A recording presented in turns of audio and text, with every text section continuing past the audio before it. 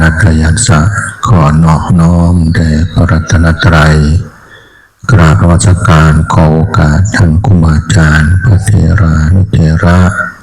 ขอแสดงความเคารพเพื่อนสหธรรมิกทุกรูปขอความเจริญในศีลในธรรมจงบังเกิดมีแด่ญาติโยมที่ได้มาร่วมในการทำบุญในวันนี้โดยทั่วกันทุกท่านทุกคนในโอกาสนี้สาธุวางมือลงจ้ะ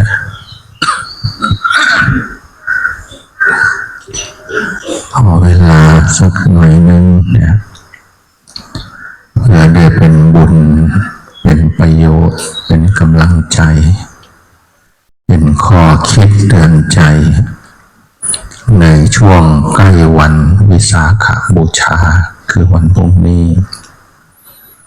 หลายวัดก็มีงานกิจกรรมทั้งปฏิบัติธรรมทั้งทำบุญซึ่งอันนี้ก็เป็นสิ่งที่มีเรียกว่ามีคุณค่าทางจิตใจในความเป็นพุทธในความเป็นพระศาสนาว่าการที่เราได้แสดงออกต่อพระรัตนตรัยต่อพระศาสดานี่ถือว่าเป็นเรื่องที่สำคัญเป็นเครื่องแสดงออกถึงความสำนึกในพระคุณในการแสดงออกเนี่ยเราก็สามารถแสดงออกได้หลายอย่างจะเป็นการบูชาที่เรียกว่าอามิสบูชาด้วยดอกไม้เครื่องหอมสักการะด้วยการที่เราแบบแสดงออกในการจัดในการทำไม่ว่าทำบุญต่างๆที่เราสามารถทำได้แสดงออกได้เรียกว่าอามิสบูชาคือบูชาด้วยอามิสตามกำลังที่เราสามารถทำได้มากน้อยก็เป็นบุญนะล้วนจะมีคุณค่าทางจิตใจเพราะว่าสิ่งเหล่านี้มันจะยังความอิ่มใจสุขใจแล้วเมื่อเราระลึกนึกถึงเราก็สามารถที่จะเอาสิ่งเหล่านั้นมาเป็นกำลังใจในบุญที่เราทำในคุณค่าที่มันเกิดขึ้นในประโยชน์ที่ตามมาเวลาเราไปทำไปสร้างอะไรเราเลือกไม่คือเราก็อิ่มใจสุขใจเวลาเรามองเห็นประโยชน์ความศรัทธาที่มันเพิ่มขึ้นจะเรียกว่าต่อยอดเหมือนการลงทุนเราได้กำไรแต่ว่าเป็นกำไรทางจิตใจไม่ได้กำไรแบบเป็นดอกเป็นผลเป็นเงินเป็นทองแต่ว่าเราได้กำไรทางความรู้สึกเมื่อเราทำอะไรไว้สร้างอะไรไว้มีคนไปใช้มีคนไปอาศัยมีคนไปภาวนาปฏิบัติมีคนไปกราบไปไหว้สักการะบูชาเราก็อิ่มใจสุขใจความศรัทธาที่เรามีอยู่แล้วเนี่ยมันก็ยิ่งขึ้นเพราะเราเห็นความศรัทธาของคนอื่นแล้วก็ความศรัทธาของคนอื่น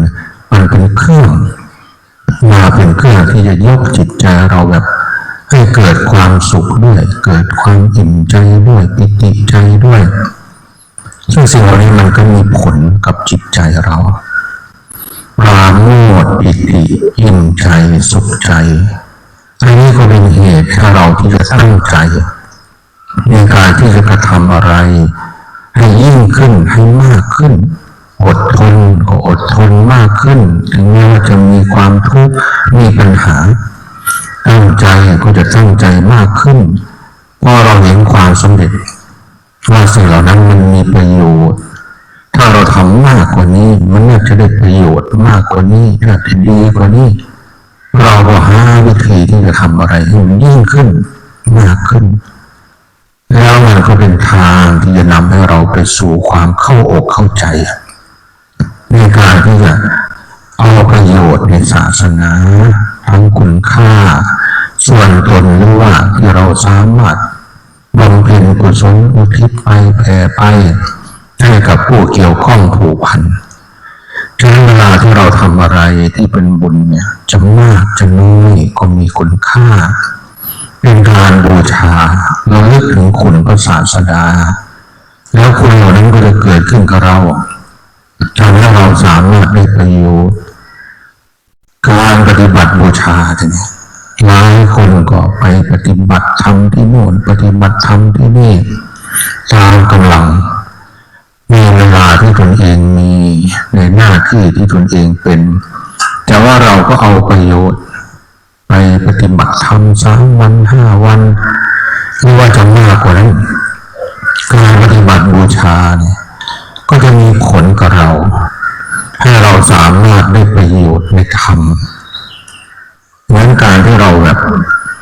ออกกำลังกายเราก็จะได้กำลังกายเราทำงานเราก็ได้ค่าตอบแทนเมื่อเราปฏิบัติเราก็ได้ผลของการปฏิบัติ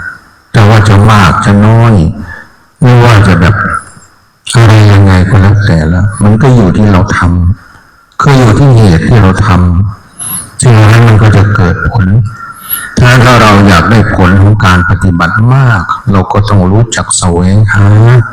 รู้จักพัฒนาจากการฟังแล้วก็ให้แบบได้ความรู้ได้รู้ในสิ่งที่ยังไม่ได้รู้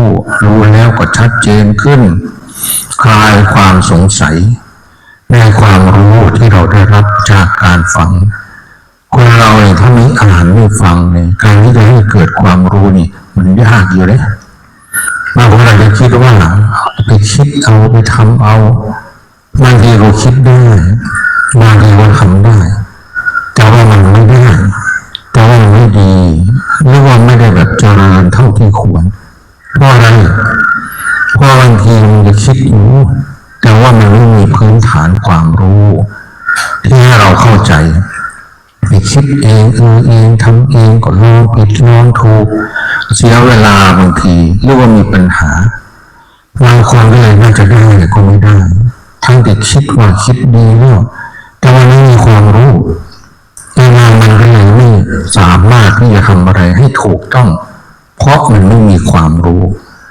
แต่เมื่อเรามีความรู้แล้วเราเอามาคิดเนี่ยเอามาพิจารณาใกล้ควรยังมีสูงมนสิการว่าอะไรเป็นเหตุอะไรที่เราต้องทำอะไรที่จะเป็นผลคิดให้ถูกวิธีคิดให้มีระเบียบเวลาที่เราแบบที่ต้องปลุกเราตนเองอย่างไรให้เกิดความฮึกเหิมไม่แบบท้อถอยหรือว่าเบื่อหน่ายปลุกใจให้เกิดความแบบเราต้องอดต้องทนนะเราต้องสู้นะถึงแม้ว่าจะมีปัญหาปลอบใจบางทีคิดปลอบใจตนเองไม่เป็นไรนะบางทีมันก็เป็นเรื่องที่เราต้องแบบทำใจนะเพราะว่าสิ่งเหล่านี้มันก็เกิดขึ้นได้แต่ไม่เป็นไรจะเริ่มต้นใหม่เราตั้งใจใหม่คนอื่นเขาล้มแบบเขาแบบลำบากคนเราก็มีคนอื่นเขาแบบแทบจะไม่มีอะไรเลยเขาก็ยังอยู่ได้ทำไมเราจะอยู่ไม่ได้ทำไมเราจะสร้างขึ้นมาใหม่ไม่ได้คนอื่นเขายังแบบผ่านอุปสรรคปัญหาได้เราต้องผ่านได้เราต้องดีได้แต่ก่อนเรายังไม่ดีขนาดนี้เลยตอนนี้เราดีขนาดนี้ปัญหาแค่นี้ทำไมเราจะสู้ไม่ได้ทำไมเราจะผ่านไม่ได้เราเคยทุกข์มามากกว่านี้ลำบากกว่านี้คนที่ทุกข์กว่าเราลำบากกว่าเราเขายังอยู่ได้เขายังทนได้เขายังสำเร็จได้ก็นี่ปลอบใจตนเองทำให้ตนเองไม่หยุดไม่เลิกเริ่มต้นใหม่ตั้งใจใหม่อันนี้ก็ไม่เคยประโยชน์เลยเช่นแบบปรามแบบปราบแบบเตือนเราจะประมาทไม่ได้นะเราจะต้องมีสติเราจะหลงนะเราจะต้องแบบไม่ให้สิ่งเหล่านี้มันทำให้เราแบบยึดมั่นถือมั่นหรือว่ามีทิฏฐิมานะจนทำให้ตนเองไม่สามารถที่จะก้าวไปถึงความสำเร็จที่ยิ่งขึ้นหรือว่าความเจริญที่มากขึ้นเพราะบางคนเนี่ยบางทีมันหลงเวลามันสำเร็จแล้วมันก็หลงบางทีมันหลงแล้วมันก็ยึดมั่นถือมั่นเป็นมาอะไรไม่ได้อะไรที่ดีกว่าเดิมเมื่อเราได้ตำแหน่งมันเราแบบมีความร่ำรวยพอเราได้แล้วเราก็หลง เราก็หลงในการที่จะแสดงออกในการกระทำในสิ่งเหล่านั้นจนทำให้แบบเกิดปัญหาแต่ถ้าเราไม่หลงเราลดอัตราตัวตนเราไม่แสดงอาการเหมือนกับเป็นผู้ที่แบบอะไรที่แบบน่ารักก้าวร้าวดูถูกคนอื่นจากการที่เราเป็นผู้มีความอ่อนน้อมถ่อมตนแสวงหาความรู้พิสูจน์เราสามารถที่จะได้รับการยอมรับเลื่อนขั้นเลื่อนตำแหน่งทางธรรมของมันถ้าเราคิดว่าเราปฏิบัติแค่นี้เราดีแล้วเราเก่งกว่าคนอื่นเราดีกว่าคนอื่นเวลาเราดีแค่นั้นเราจะได้แค่นั้นเพราะธรรมะที่มันสูงกว่านั้นธรรมะที่ดีกว่านั้นถ้าเราไม่ปล่อยวางสิ่งที่เรามีเราก็ไม่สามารถที่จะได้สิ่งที่ดีกว่าเพราะอะไรเพราะบางสิ่งบางอย่างเนี่ยมันจะเอามาอยู่ด้วยกันไม่ได้งานแสวงหาทางธรรมเราจะไปหอบสมบัติไว้จะไปหอบเกียรติยศหน้าที่ตำแหน่งไว้บางทีมันเอาไว้ไม่ได้เพราะว่าความเจริญทางธรรมมันต้องละสิ่งเหล่านั้นพระเจ้าจึงละความเป็นกษัตริย์จึงละความสะดวกสบายทางโลกถึงแม้ว่าจะขุมทรัพย์ทั้งสี่จะมีความสมบูรณ์เพียบพร้อมแต่ว่าสิ่งเหล่านั้นมันก็ไม่สามารถทำให้ได้สิ่งที่ประเสริฐยิ่งกว่านั้นใช้ดีไหมก็ดีใช้ดีก็ดีใช้ไม่ดีก็เป็นโทษถึงว่าจะดียังไงก็แล้วแต่ละแต่มีสิ่งที่ดีกว่านั้นพระเจ้าเองต้องออกจากวังต้องสละสิ่งนั้น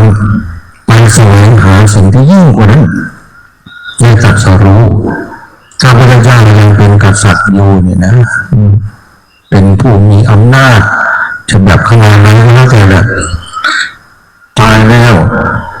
จะมีคนกราบคนไหว้จะมีคนสร้างเจดีย์สร้างโรงเทนพุทธรูปหรืออะไรต่างๆสืบต่อมาถึงทุกวันนี้ไหมน้อยมากหรือถ้าจะไม่มีเลยยิ่งถ้าเป็นกษัตริย์หรือว่าเป็นอะไรผู้ที่ไม่มีทศพิธราชธรรมไม่มีคุณธรรมอะไรจะถูกโค่นล้มหรือว่าจะถูกทำลายหรือว่าจะถูกประณามเหมือนกษัตริย์หลายองค์ในราชวงศ์ต่างๆที่แบบถูกเขาแบบดูถูกหรือว่าถูกเขาแบบอาจารย์หรือว่าสาปแช่งไม่ได้ด้วยนี่ทำไมก่อนที่แบบไม่ได้ปกครองบ้านเมืองด้วยศีลธรรมพระเจ้าของเราถ้าสมมติว่าท่านหลงมีความเป็นกษัตริย์หรือว่าท่านหลงยึดมั่นสมบัติในสมบัติท่านก็ได้แค่นั้นมีอำนาจก็ดีมีอะไรก็ดีแต่เมื่อท่านสละสิ่งเหล่านั้นออกจากวังออกบวชนี่ท่านไม่ได้อะไรสละปล่อยวางฝึกฝนขัดเกลาตัวนี้จนบรรลุธรรมตรัสรู้ธรรมไม่ได้ก็จะได้เพราะว่าความเคารพความศรัทธาจากผู้คนเกิดขึ้นพระเจ้าไม่อยากให้มาสร้างอะไรให้พระองค์แบบอย่างนั้นอย่างนี้หรอกเพราะว่าท่านแบบรู้มาแล้วแต่ว่าด้วยความศรัทธาสร้างโบสถ์สร้างวิหารสร้างเจดีย์สร้างวัดวาอารามหรือว่าสร้างองค์เพลของท่านทั่วบ้านทั่วเมืองตั้งแต่องค์เล็กๆจนถึงองค์ใหญ่ที่สุดในโลกเจดีย์เป็นร้อยล้านพันล้านเป็นหมื่นล้านมูลค่าที่เกิดขึ้นในโลกนี้เนี่ยทั้งภายนอกภายในเนี่ยแบบหาประมาณไม่ได้ไม่รู้จะเอาอะไรมาประมาณ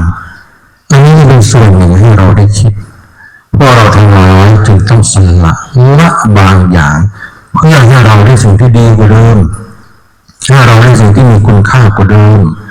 เบื้องต้นอาจจะต้องฟื้นใจบ้างอาจจะต้องทำใจบ้างหรือว่าเราอาจจะทุกข์ใจบ้างแต่ถ้าเราแบบเข้าใจเหมือนกับเราปลุกเร้าจิตใจตนเองหรือว่าปลอบใจตนเองหรือว่าปรามหรือว่าเตือนตอกย้ำความไม่ประมาทไปมาจิตใจเราก็จะค่อยเข้าอกเข้าใจจิตใจเราก็จะเข้มแข็งขึ้นมาไปมาก็จะนำตนไปสู่การปฏิบัติให้มันยิ่งขึ้นให้เราสามารถที่จะได้ประโยชน์มากขึ้นการที่เราทั้งหลายเนี่ยการที่เราจะได้ประโยชน์มันจึงมีบางสิ่งบางอย่างที่ต้องอาศัยกันอาศัยการฟังแล้วเกิดความรู้เอามาคิดพิจารณา เข้าอกเข้าใจยิ่งขึ้นให้เกิดความเข้าอกเข้าใจมากขึ้นอย่าพอไปปฏิบัติแบบนี้ถ้าเราได้ปฏิบัติตามหลักธรรมที่ถูกต้องการปฏิบัติบูชาหรือว่าการภาวนาก็จะทำให้เราเกิดปัญญาหรือว่าทำให้เราเกิดประโยชน์ฉะนั้นพวกเราทั้งหลายเนี่ยพระเจ้าได้วางหลักไว้แล้วแต่เราจะเอามาใช้ไหมเราจะเอามาปฏิบัติไหมว่าเราทั้งหลายจึงต้องแสวงหาแล้วก็พิจารณาวันวิสาขบูชานี้จึงเป็นวันให้เราแบบได้ฟังได้เห็นอะไรต่างๆที่ทำให้เกิดความศรัทธาได้คิดได้พิจารณาเพื่อให้เราทั้งหลายไม่ประมาทในการเป็นอยู่ที่จะนำไปสู่การปฏิบัติเพื่อให้เกิดประโยชน์เพื่อให้เกิดปัญญาที่จะนำเราไปสู่การปล่อยวางนำไปสู่การลดละความยึดมั่นถือมั่นที่จะนำเราไปสู่ความพ้นทุกข์ถึงเราจะไม่ไปนิพพานในชาตินี้หรือว่าในปัจจุบันนี้ก็ให้มันแบบว่าทุกข์น้อยที่สุดบ่อยเขาเมื่อยบ่อยเขาทุกข์ใจพอปล่อยพอว่างได้พอลดพอละได้ไม่ว่าให้อภัยได้ถ้าเรามีธรรมะมันก็จะทำให้เราแบบลดละปล่อยวางหรือว่าให้อภัยไม่ว่าอะไรต่างๆในจิตใจเราเนี่ยง่ายขึ้นอันนี้เป็นส่วนหนึ่งที่สำคัญพวกเราทั้งหลายก็ปฏิบัติบูชานะอยู่วัดก็ปฏิบัติไปธรรมญาติสร้างก็ปฏิบัติอยู่ไหนก็ปฏิบัติการที่เราจะนำธรรมะไปปฏิบัติเนี่ยมันอยู่ที่กายมันอยู่ที่วาจามันอยู่ที่ใจก็คือมันอยู่ที่ตัวเรานี่นะคนอื่นก็เป็นส่วนหนึ่งสถานที่ก็เป็นส่วนหนึ่งแต่ว่าที่สำคัญที่สุดนี่คือตัวเราที่เราจะต้องเอาสิ่งเหล่านั้นมาทำหรือว่ามาฝึกฝนหรือว่ามาอดทนเราจึงจะสามารถได้จึงจะสามารถที่จะดีและก็จะได้คุณได้ค่าได้ประโยชน์วันวิสาขบูชาเป็นวันประสูติวันตรัสรู้วันปรินิพพานอันนี้มันเป็นวันมหัศจรรย์นะการที่พระเจ้าจะมาเกิดในวันขึ้น15 ค่ำตรัสรู้ในวันขึ้น15 ค่ำแล้วก็ปรินิพพานในวันขึ้น15 ค่ำนี้มันเป็นอะไรที่พิเศษคือไม่ใช่ว่ามันจะเกิดขึ้นได้ง่ายๆหรือว่าเกิดขึ้นได้ทุกคนนอกจากบางคนอาจจะมีบ้างแต่วันที่จะให้ครบแบบ3 วันโอ้บางทียากเลยจะยังไงก็แล้วแต่ละเพราะว่าสิ่งเหล่านั้นเราก็ต้องเอาประโยชน์ให้ได้ในการที่เราจะระลึกนึกถึงพระเจ้าว่าท่านเกิดมาอย่างไงท่านตรัสรู้ด้วยอะไรแล้วท่านปรินิพพานแล้วท่านไปอย่างไรเหลืออะไรไว้ในการให้เราได้ประโยชน์การกราบไหว้สักการะบูชาระลึกถึงวันนั้นหรือว่าเหตุการณ์นั้นที่อดีตผ่านมาแล้วเนี่ยก็เป็นส่วนหนึ่งให้เราได้เป็นกรณีศึกษาคือเราได้ศึกษาว่าพระพุทธเจ้านี่ประสูติท่านประสูติมาแล้วท่านเป็นอย่างไรการที่ได้ประสูติหรือว่าการเป็นพระโพธิสัตว์เนี่ยท่านต้องสร้างบารมีมาอย่างไรอันนี้เราต้องพิจารณานะการเกิดของพระพุทธเจ้าเนี่ยเกิดทางกายก็ดีเกิดด้วยอะไรก่อนที่จะเกิดเนี่ยท่านสร้างบารมีสร้างกรรมสร้างอะไรมาอย่างไรท่านจึงได้เกิดเป็นพระโพธิสัตว์อันนี้เป็นอะไรที่เราต้องศึกษาเหตุการณ์วันนั้นเป็นยังไงเราก็ระลึกนึกถึงแล้วเราก็อย่าไปสงสัยมากเพราะถ้าสงสัยมากมันจะทำให้เราเป็นภาระทางความรู้สึก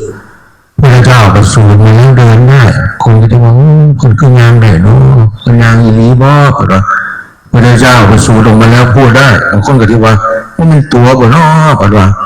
กระจายจะไปสงสัยเหตุหยังบางเทื่อก็ได้เป็นหยัง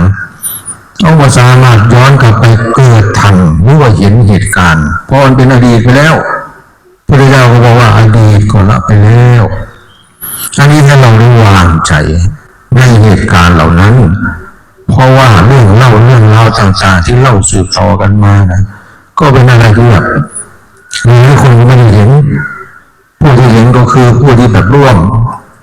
มีเหตุการณ์ต่างๆก็ตายไปหมดแล้วใครจะมายืนยันใครจะมาแบบ เล่าเรื่องราวเหล่านั้นให้เราฟังแบบเห็นมากับตาจังสิก็ไม่สามารถที่จะมาพูดได้ซึ่งสิ่งนั้นเราก็เอาประโยชน์จะว่ายังไงเราก็ระลึกถึงเหตุการณ์เหล่านั้นอะไรที่เราสามารถที่จะพิจารณาให้เป็นธรรมจนมาถึงวันตรัสรู้พระเจ้าตรัสรู้ด้วยอะไรตรัสรู้แล้วท่านสามารถที่จะเข้าถึงธรรมประโยชน์ที่เกิดขึ้นในการที่ท่านได้ประกาศธรรมเผยแผ่ธรรมในเวลาที่ท่านปรินิพพานท่านปรินิพพานอย่างไรปรินิพพานแล้วสิ่งที่ท่านเหลือให้พวกเราเป็นสิ่งที่มีคุณค่าหรือมีอะไรแล้วท่านไปไหนไปสู่ความพ้นทุกข์ไปสู่ความแบบ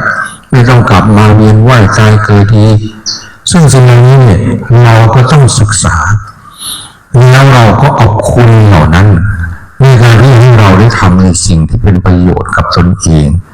คือเราเห็นแล้วเราพิจารณาแล้วได้ยินได้ฟังแล้วพี่ได้สิ่งที่มีประโยชน์การเกิดของพระพุทธเจ้าการที่พระพุทธเจ้าได้ตรัสรู้การที่พระพุทธเจ้าปรินิพพานเกิดคุณเกิดประโยชน์อย่างไรแล้วเราจะเอาคุณเอาประโยชน์เหล่านั้นได้อย่างไรแล้วเราจะเอาคุณเอาประโยชน์เหล่านั้นไปทำให้เกิดประโยชน์ให้กับตนเองหรือว่าคนอื่นหรือว่าตอบแทนคุณพระศาสนาอย่างไรอันนี้จึงเป็นเรื่องที่เราต้องคิดนะในความเป็นนักศึกษาก็คือในการเป็นนักปฏิบัติเนี่ยเมื่อเราไม่สามารถเกิดทันหรือว่าเห็นวันที่ท่านตรัสรู้หรือว่าวันที่ท่านปรินิพพานแต่เรารู้ว่าการเกิดขึ้นการตรัสรู้การปรินิพพานมีคุณอยู่นี่เราจะให้เกิดอะไรกับตัวเราเราเอาการเกิดของพระพุทธเจ้าเนี่ยมาทำให้ตนเองเกิดความศรัทธาเกิดสติเกิดปัญญาเกิดที่แสงในวิสาขบูชาเกิดในตัวเขาจะนั่งอยู่นี่เขาจะนั่งอยู่ใช้เขาจะไปใช้เขาจะปฏิบัติจังไรการนั้นเกิดการบูชาระลึกถึงคุณของพระพุทธเจ้าเกิดขึ้นที่ใจเราเนี่ยแต่กี่มันบ่เกิดก็ให้มันเกิดขึ้นมาเนี่ยโอ้ยกูชีวิตนั่นกูที่ทำนี่กูชีเริ่มต้นกูชีตั้งใจอะไรบ่ดีกูชีเริ่มละเกิดความเกรงกลัวต่อบาปเกิดความละอายใจละสิ่งนั้นเกิดความเข้าอกเข้าใจเกิดสติปัญญาขึ้นมาในระดับหนึ่งที่สามารถที่ให้เราสามารถที่จะละชั่วได้หรือว่าเราเนี่ยเกิดความศรัทธาที่จะแบบในการที่จะตั้งใจปฏิบัติหรือทำอะไรที่ให้เกิดประโยชน์ยิ่งขึ้นขณะทำละลายเนี่ยให้มันเกิดเสมอได้หรือว่าเกิดทุกขณะจิตได้ยิ่งดีคือมันเกิดความดีมันเกิดศรัทธาวันพระพุทธเจ้าตรัสรู้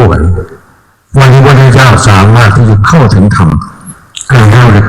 บริตรัสรู้การให้มันได้เข้าใจเรียกว่าตัดใจตัดกิเลสตัดตัณหาตัดความหลงตัดความยึดมันคือมันอันนี้จะไม่เห็นว่าเป็นทุกข์มันเกิดหอดผู้ใดก็แล้วแต่มันอาว่อนโอ้ยตะกี้กูแบบอยู่เคยกินเคยอยู่มีความสุขเหมือนกันตอนนี้เขาไม่มีผัวใหม่แล้วตอนนี้เขาไม่หัวใจเขาบูหูกูยังมาขึ้นหัวเขาอยู่โอ้ยกูจะตัดใจละพระเจ้าตัดสรุปกูว่าได้ตัดสรุปกูก็จะตัดใจตัดใจได้ว่าตัดใจได้ก็คือว่าพ้นทุกข์ได้กับเรื่องนั้นกับคนนั้นจะตัดได้ว่าได้ก็มันกูขึ้นหัวนี่เขาจะขึ้นหัวกูว่าเนาะเขาไปอยู่ถึงไหนเนาะกูเขามาอยู่ถึงสี่เนาะคือบริโภคน้ำกันเนาะมันจะเป็นยังไงมันก็จะเป็นทุกข์แต่ถ้าตัดใจได้มึงก็ไปทางของมึงกูกับอยู่ของกูทางคนละเส้นตะเว้นเดียวกันนี่แหละเพราะว่ามิตรเว้นเดียวกันเรียกว่าตะเว้นคนละหน่วยกับผมนี่ผมก็อยู่ห้องเข้าไปนี่แหละลูกเต่ามันจะมาบ่มามันจะอยู่จังไดก็จังไดบ่ได้หรอกมันชีวิตเขาบ่มาหาเขาก็ตัดใจตัดความอาลัยตัดความคิดหอดเองเธอมันรู้ไหนมันก็คิดหอดอยู่ก็เลยตัดความคิดหอดเองนะ ตัดความแบบเสียใจหน่อยใจลูกว่ามาลูกโอ้ยโมโหจักบุญจักคุณลูกมันบ่คิดหอดมีบ่โอ้ยกูจะบ่คิดหอดมึงไรกูก็เมื่อยแต่กูสมุยกูก็เมื่อยเพราะงั้นกูจะไม่เมื่อยหลังคิดหอดลูกอีกโอ้ยกูบ่ไหวแล้วกูตัดใจดีกว่าตัดใจได้ไม่ได้ตัดสนุกก็ตัดใจตัดมันทรัพย์สมบัติอันใดที่เขามีอยู่งานอยู่ซ่านมรดกสมบัติตัดใจโอ้ยลูกไปมันละบ่ตัดใจได้บ่ได้ไปเฮ็ดหน้าน้องเขาเลยหรือว่าบ่ได้ไปอยู่งานน้องเขาเลยมันก็ตัดใจเขาอยู่เขาเฮ็ดเขาสร้างทำมาหากินแต่ตัวเล็กว่าถ้าไม่โอนก็จะมาโอนให้อาจารย์ก็ได้บอกเป็นยังตัดใจไปนี่สั่นบอกนี่ว่าเงินจะซื้อดอกมีคนมาโอนไหนอยู่ในหนังสือก็ได้จะบอกเอาไม่ยังนึงอยู่บนลมใบละเฮ็ดได้กำไว้เขียนไว้อย่างดีก็ตายไม่ได้เลยโอนที่อาจารย์เลยเป็นว่า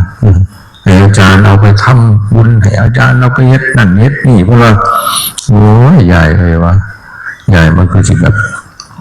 ตัดใจไว้เราจะบอกว่าอยากได้บุญอย่างตายแล้วอยากได้ของแบบว่าบริเฮ็ดบริหั่นก็เลยเอาทีให้เลยทั้งเพื่อนพร้อมอาตมาโอ้ยยังไงสงสารแต่อาตมาก็คิดเหนียวคิดอีกโอ้ยกูจะเอามาจากไหนเนาะพี่น้องเขาก็มีเขาจะบ่สั่งกูบ่เนาะวะลูกหลานเขาก็มีเขาจะบ่สั่งกูบ่เนาะวะบอกไปเอาสมบัตินี้เขาบอกไปเอาสมบัติอันนี้เขาบางทีพูดทำนี่ก็เจตนาดีเลยแต่บางครั้งบางทีเราก็ต้องคิดถึงความจริงคือบางเทื่อมันก็มีความแบบเป็นพีเป็นหนองบางเทื่อก็มีความโลภความอยากได้อยู่เป็นธรรมดาเห็นข่าวหรือยินข่าวอยู่บ่หลายเทื่อก็ได้กูว่าสิแล้วกันบ่เห็นบ่หลวงพ่อก็ยอมเราก็ยังได้ไปซื้อไม่เนี้ยขนาดแบบนึงนี่อยากไปมากเขาก็ยังบ่ยอมลูกเต่าเขายังจัดเรื่องที่อันนี้เป็นเรื่องที่น่าเป็นห่วงอยู่เลยเหมือนกับบางคนจะทำแล้วก็ไม่ได้ทำแล้วพอลูกเต่าบ่ยอมพี่ยอมพี่น้องบ่ยอมกันบ่เคลียร์ไม่แล้วเดี๋ยวก็มันยากกว่าพระอยู่มันนี่อย่างพระก็เลยต้องมาบอกความกับโยมอีกนี่อย่างแบ่งไม่ลงตัวลูกเขาบ่เส้นไหลูกหลานเขาบ่เข้าใจเขาก็ที่ว่าพระตะกาพระจากไหนทั้งพ่อทั้งแม่เขาคืออะไรบ่เอาได้ยายเราจะฝากมาโอนให้ด้วยเอาไปขายซะใช่สันบ่อันนี้ว่าเล่นซื้อดอกจานว่าไม่โอนนี่สิกูขายกูติลูกจะว่าขากูบอกว่าจะว่าอันนี้บ่ต้องไปเอาอย่างน้ำเขาดอกตัดใจรอดตัดอะไรอาวรแล้วไม่เอาแล้วว่าจันนี่วันก็จะรู้ของพระพุทธเจ้าให้เราตัดใจตัดอะไรอาวรตัดความโลภความโกรธความหลงในจิตในใจคือเราตัดได้ที่สิ่งเขาจะได้ประโยชน์อยู่วัดก็ได้ประโยชน์อยู่ใช้ก็ได้ประโยชน์ไปธรรมยาตาก็ได้ประโยชน์นั่งอยู่วัดก็ได้ประโยชน์เพราะอย่างพอเขาตัดใจตัดอะไรอาวรตัดความโลภความโกรธความหลงในจิตในใจเขาจนเอาประโยชน์เหล่านั้นมาสร้างในสิ่งที่เกิดคุณค่ายิ่งกว่าเดิมเราตัดใจออกก็มาภาวนาปฏิบัติให้จิตใจเอามันเจริญโดยสติด้วยปัญญาอันไหนที่เราสามารถซอยได้แบ่งปันได้คือเวลาเราตัดสรุปแล้วมันก็ไปแสดงธรรมมันก็ไปโปรดวินัยสัตว์เราตัดใจทางโลกเราก็มาสร้างคุณค่าทางธรรมมาทำบุญมาให้ทานมารักษาศีลภาวนาส่วนเหลือเพื่อแผ่แบ่งปันพระพุทธเจ้าท่านมีพระมหากรุณาธิคุณเมื่อเป็นการสรุปแล้วมันก็มีคุณคือความเมตตากรุณาต่อวินัยสัตว์พระเราก็มีคุณคือพระบริสุทธิ์ที่คุณพระเราก็มีคุณคือพระปัญญาที่คุณเพื่อเอาคุณเหล่านั้นมาทำให้เกิดประโยชน์หรือว่าทำประโยชน์แล้วเกิดคุณที่จะเกื้อหนุนส่งเสริมกันว่าเขาก็มีคุณอยู่คุณอย่างเวลาเราอยู่วัดหรือว่าเราอยู่ไสก็แล้วแต่น้ำใจบริสุทธิ์ใจเราก็เข้าใจก็เราไปอยู่ไสมีน้ำใจนี่คือความกรุณาเนี่ยเวลาเรามีพระมหากรุณาที่คุณเขาก็มีน้ำใจมีความกรุณา ซอยเหลือเพื่อเพแบ่งปันสามารถจะอยู่ร่วมกันเลยแบบเป็นคนบ่เห็นแก่ตัวบ่เปรียบคนอื่นอันไหนพอซอยได้ก็ซอยหมู่ซอยพวกไปอันนี้ก็คือความกรุณาคุณก็จะเกิดขึ้นกรุณาที่คุณแบบนี้การเป็นผู้มีความบริสุทธิ์ใจเป็นคนซื่อสัตย์เป็นคนจริงใจบริสุทธิ์ใจกับหมู่กับคณะบ่ได้เป็นคนแบบขังหน้าทั้งนึงขังหลังทั้งนึงเมื่อว่าแบบหลอกล่วงหวังผลประโยชน์เมื่อว่ายกย่องชื่นชมเพื่อแบบใจจะคล้องว่าแบบคือยังเป็นคนดีหรือว่าให้คนอื่นเห็นว่าเขาเป็นคนดีซึ่งต่างๆเขาแสดงออกที่มันบ่จริงใจที่มันบ่ซื่อสัตย์อันนั้นแหละมันเป็นเรื่องที่เขาจะต้องระวังฉะนั้นเขาอยู่ใส่ไปใส่มาใส่ให้มีความบริสุทธิ์ใจให้มีความจริงใจเขาจะได้เครดิตได้ความน่าเชื่อถือได้ความไว้วางใจวันนี้ไปเราไม่ต้องห่วงเราดอก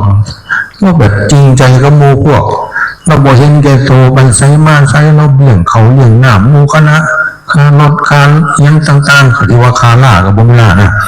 ค่ารถค่าใช้จ่ายแล้วออกแล้วซอยกินเขากินน้ำแล้วก็แช่มันเพื่อเราเลี้ยงเท่านี้แล้วมวยแล้วสปอร์ตแบบเราบ่เห็นแก่ตัวบ่มีดอกว่าเราจะไปเว้าเพิ่นรับหลังเฮาบ่มีดอกว่าเราจะไปแท่งข้างหลังหรือว่าแบบไปเสียหลายฝ่ายสีเฮาโอ้ยเราดีเราบริสุทธิ์ใจซื่อสัตย์กันทั้งสิ้นนี่คือความบริสุทธิ์ที่เป็นคุณคำว่ามีความบริสุทธิ์ใจทั้งหน้าจังหนึ่งทั้งหลังจังหนึ่งตอนหน้าเราดีจ้าโอ้ยเจ้าจะเป็นดีจะเป็นเจ้าจะเป็นคักคอยละซื่นส้มคอยละดีใจน้ำเจ้าคอยละอ่อนซ่อนเขาก็หักกันคือพี่คือหนองเขาก็ดูน้ำกันมาเนี่ยโอ้ยคอยดีใจน้ำเจ้าเด้อเป็นว่าต่อหน้าได้เนี่ยพอล้างไปก็ว่าข้าวเดี๋ยวกูสั่งมันจะมันดีกว่ากูใช่ไหมมันขับจะว่าแต่กูเก่งอะไรมันก็ไม่เนี่ยบดีคือกันแล้วกูก็ว่าได้บ่ได้กูก็ว่าบ่ได้เป็นอย่างกูไปบอกเพื่อนเขาอีกบุ้งเท่าใดอันนี้มีเยอะแยะมากคือตอนหน้าบอกจะหนึ่งรับหลังบอกจะหนึ่งนะแถมไปบอกเพื่อนเขาอีกบอกเพื่อนมาแล้วใส่ลายพร้อมก็มีบางส่วนเขาบุ้งเรื่องบุ้งเล่าเขาสั่งเขาแบบบุ้งโตก็มี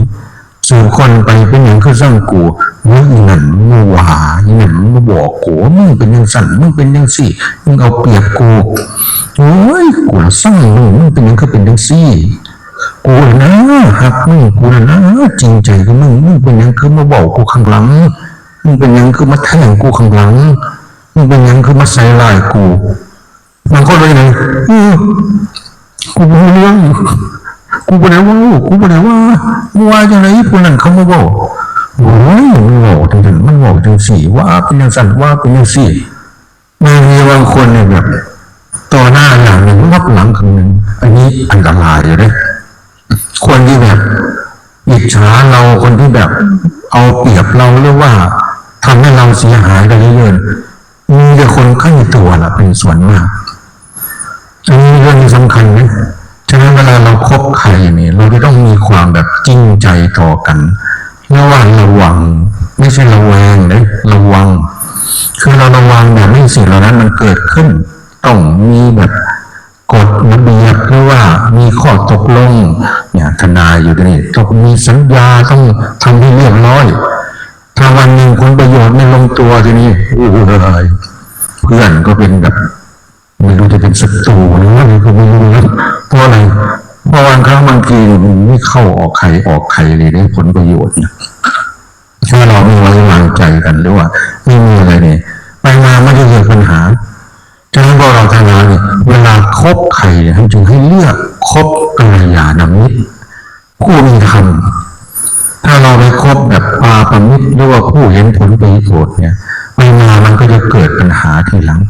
ฉะนั้นคนที่แบบเอาเปรียบเราได้เยอะๆหรือว่าโกงเราได้เยอะๆหรือว่าอิจฉาเราหรือว่าทำงานเราได้แบบโอ้โหแบบเรื่อยๆนี่คือใครรู้ไหมคนใกล้ตัวคนใกล้ตัวไม่ใช่ว่าจะเลวร้ายทั้งหมดเลยที่ดีก็ดีที่ช่วยเหลือเราแบบดูแลเราจนเราสำเร็จเจริญก็มีคนนั้นก็เรียกว่าเป็นแบบผู้ที่แบบมีบุญมีคุณ จากเราช่วยเราเวลาเราทุกข์เรายากไม่ว่าส่งเสริมเราให้สำเร็จเจริญก็มีแต่ว่าคนที่แบบเราก็บางครั้งไม่รู้คือหน้าไม่รู้ใจบางทีก็ดีแต่เริ่มต้นไปมาพอมีผลประโยชน์ก็เกิดความแบบระแวงอยากจะมาพูดว่าระวังนี่เป็นการป้องกันเพื่อไม่ให้สิ่งเหล่านั้นมันเกิดขึ้นแต่ระแวงเนี่ยจะทำให้เกิดความไม่ไว้วางใจเพราะความหวาดระแวงเนี่ยมันทำให้เราคิดไปเกิดความไม่ไว้วางใจกันมันจะเอาเปรียบเราหรือเปล่ามันจะโกงเราหรือเปล่าความหวาดระแวงต่างคนต่างก็ระแวงจิตใจมันก็คิดไม่ดีสีหน้ามันก็ออกแววตามันก็ชัดไปมาคนรู้สึกเริ่มแบบกลัวแล้วเนี่ยจากระแวงก็จะเริ่มหวาดกลัวไม่ไว้วางใจก็จะเกิดความรู้สึกก็เอาไปพูดบ้างเอาไปอะไรซื้อออกมาก็เลยเกิดปัญหาที่นั้นเราทั้งหลายเนี่ยระวัง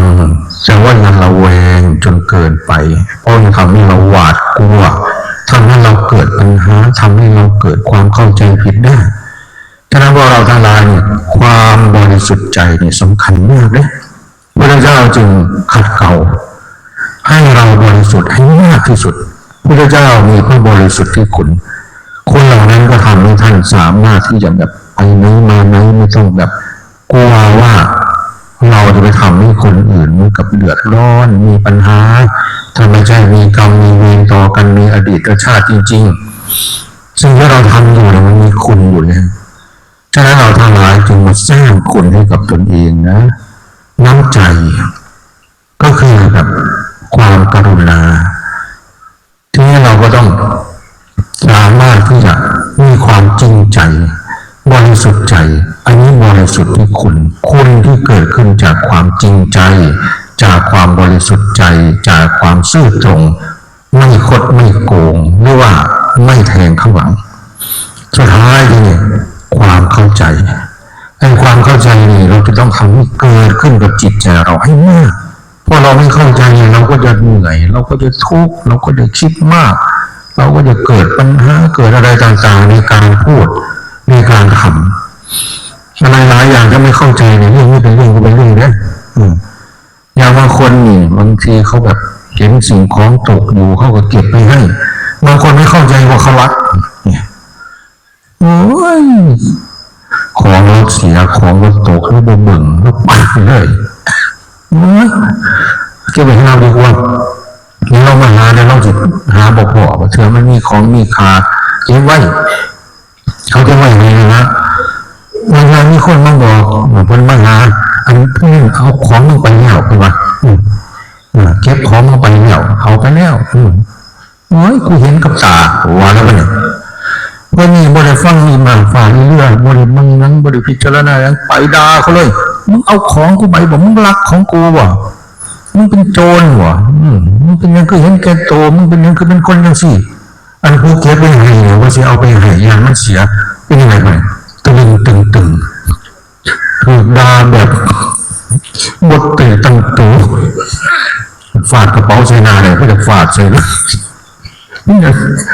กูละปรารถนาดีกูรู้ว่าจะเอามาให้มึงมันด่ากูเสียเลย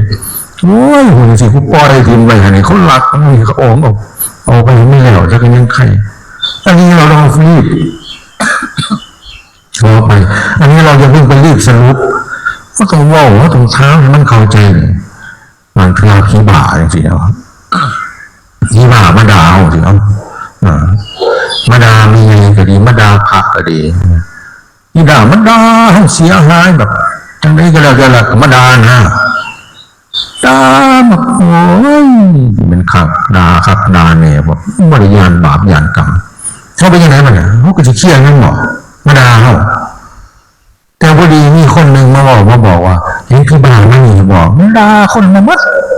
ด่ามันในบ้านผมด่าจนมาหอดผีมันด่าภายในกระปุก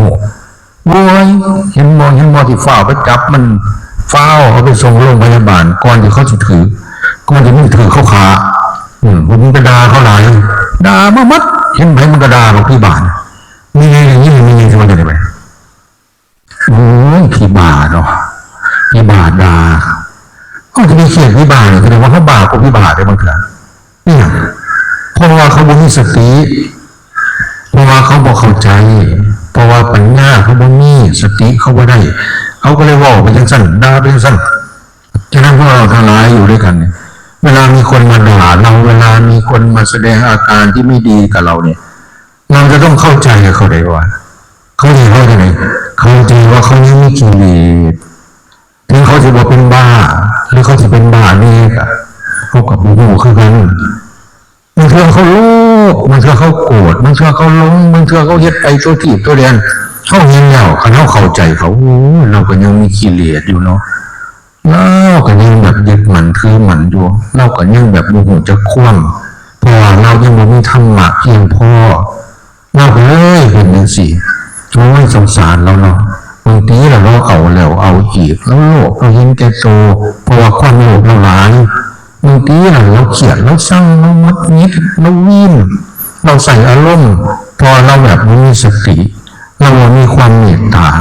ระหว่างเราแบบความโกรธเราไม่หายเราก็เลยใส่อารมณ์เราก็เลยด่าเราก็เลยหายเราก็เลยแบบโอ้พี่อยากไปจะสงสารเราไม่สิโคกหลานทำไมนั่นก็ล้มยึดมันคือมันอันนั้นก็ห้องกูอันนี้ก็ห้องกูที่ไปใช้ก็บ่ได้สิเฮ็ดยังก็บ่ได้เราเคยจะเล่าหวยเราเคยจะยึดมันคือมันโอ้ยมีอะไรก็ไปจะสงสารเนาะเรายังมีความหลงหลายมีเนี่ยก็เป็นการสงสารเรามีความโกรธหลายมีเนี่ยก็เป็นการสงสารเรามีความโลภหลายบางทีน่ะเราถึงแบบเจียวเมื่อบ่ได้มันเต็มกระตามันเต็มสงสารเราเห็นแล้วผมไงน้ำเล่าเขาเคยได้ยินสิ่งเขาที่ว่าอย่างไรบ้างเขาที่บอกสงสารบอกคือเราเข้าใจว่าเขายังมีกิเลสอยู่นี่ไม่ว่าเข้าใจว่าเขาเป็นบาเนี่ยเขาถือว่าให้คนแบบเป็นบาแล้วพี่เพียงกับพี่บานี่ว่าพี่พิษกับพี่บาเข้าหนีแล้วจะแล้วไปส่งโรงพยาบาลนี่มันรักษาโรคบาเลยนี่มันถือพี่บาตีหัวแตกเขาจะมีกฎหมายในขณะคนที่เป็นบ้าทำคนคิดเขาจะมีแบบเหมือนกับไม่คิดเหมือนเอาไปรักษาก่อนการนี้มัดลงพยาบาลบ้าเนี่ยตีคนดีบางเทื่อไม่ได้มีความคิดมากแต่ที่พิษหรอกเราบ่ผิด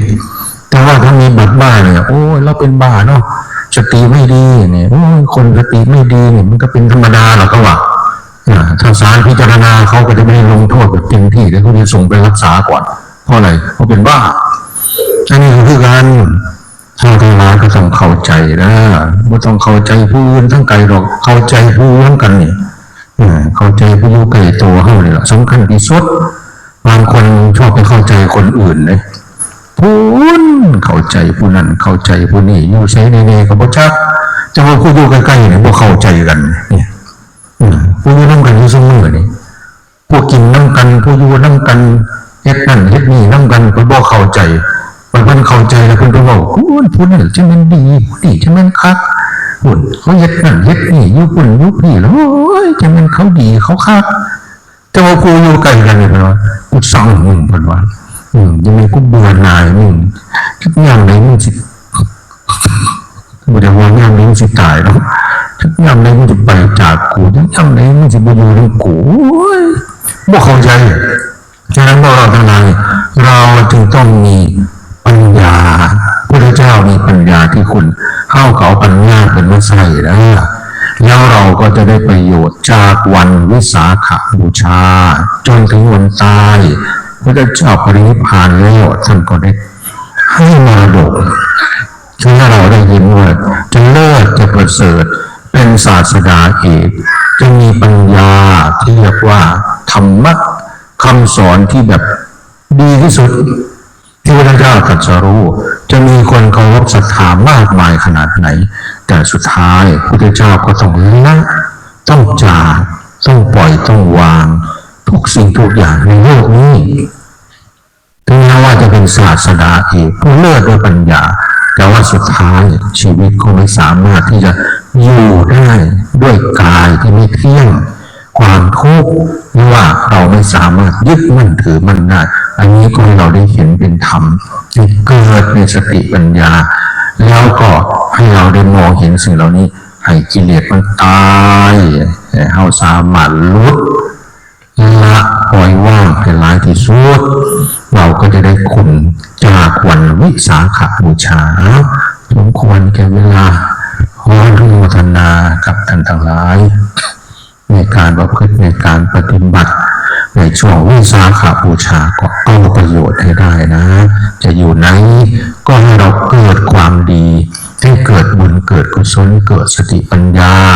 จะอยู่ไหนก็ให้เราได้ตัดให้เราได้ละความโลภความโกรธความหลงความเศร้าหมองความยึดมั่นถือมั่นในจิตในใจจะอยู่ไหนก็ให้เราได้ปล่อยวางให้เราได้มองเห็นว่าทุกอย่างมีคำตอบสุดท้ายคือเราต้องจบเราต้องจากเราต้องพัดผ้าถึงแม้จะร่ำรวยถึงแม้จะมีเกียรติมียศเลิศประเสริฐที่สุดสุดท้ายเราก็ต้องตายจากกันขอความเจริญงอกงามในสิ่งในธรรมมีคุณงามความดีในพระศาสนาจงบังเกิดมีแก่พวกเราทั้งหลายให้ยิ่งขึ้นไปโดยทั่วกันทุกท่านทุกคนด้วยเถิด